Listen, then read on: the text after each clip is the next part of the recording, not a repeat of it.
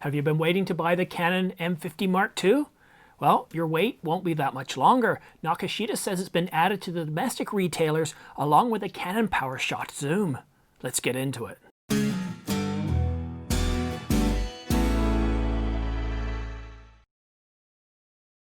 Hi, I'm Simon. Thanks for tuning into The Ordinary Filmmaker. If you're new here, subscribe to get notification of new videos like this one so you don't miss any news, rumors, or tutorials. And don't forget, I'm giving away a brand new Canon EOS R5 full-frame mirrorless camera to one lucky viewer. Details are in the description down below, or you can watch this video here, but essentially all you have to do is subscribe for your chance to win.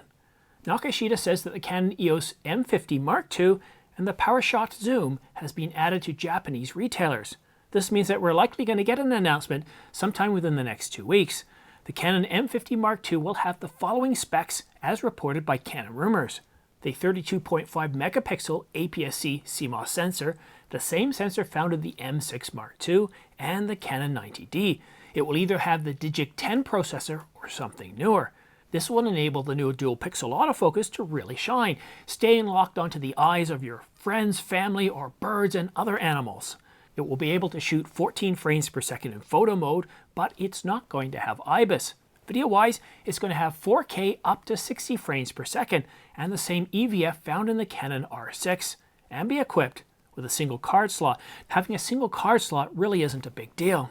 You see, I've got the Canon EOS R5 and yes, it has 2 card slots, but I can only record to 1 card slot at a time when doing video. It's only the photo side that you're able to record to both card slots, so don't really let you get this down. This is pretty common with most stills hybrid cameras.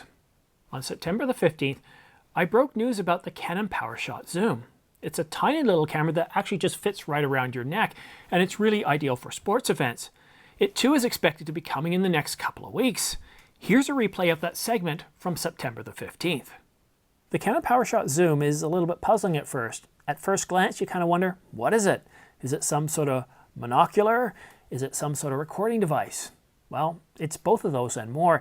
It's equipped with a 12.1 1/3 CMOS sensor, an ISO range of 100 to 3200, a 100 to 400 equivalent optical zoom, but capable of up to 800 millimeters digitally. Still confused? Well, it seems odd until you remember back in the old days. You remember when we used to pack ourselves into sports stadiums to watch games? That was back before we had to isolate ourselves. The first time I ever attended a game was in 1979 to see the Blue Jays play against the Tigers. That's back when Sparky ran the team. I liked Sparky. I had a lot of I had a decent amount of respect for Sparky. He was a great coach. Or was he a general manager? I can't remember. Coach?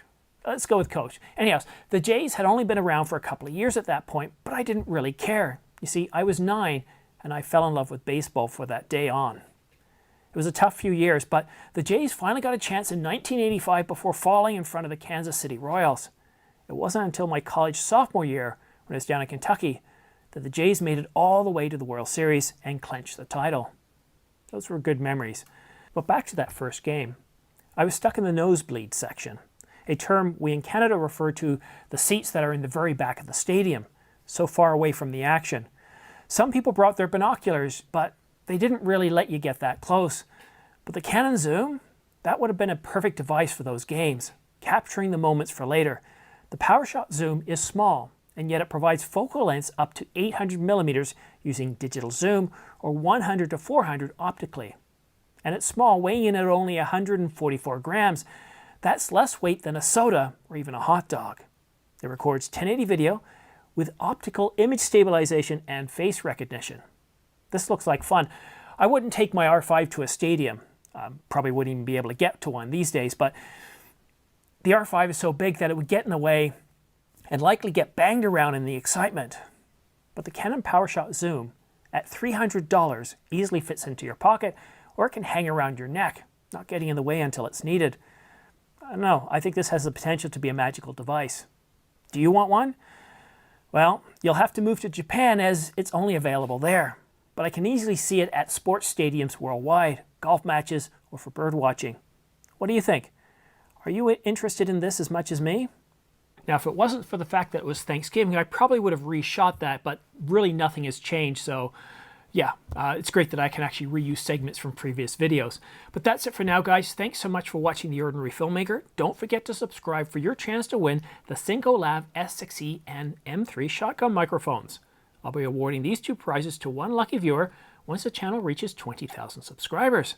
And then I'll be offering up a different and more expensive prize every 10,000 subscribers until the channel reaches 100,000 subscribers. Once I reach that level, I'll be awarding a brand new Canon EOS R5 full-frame mirrorless camera. And on that bombshell, thanks for watching The Ordinary Filmmaker. We'll see you again soon.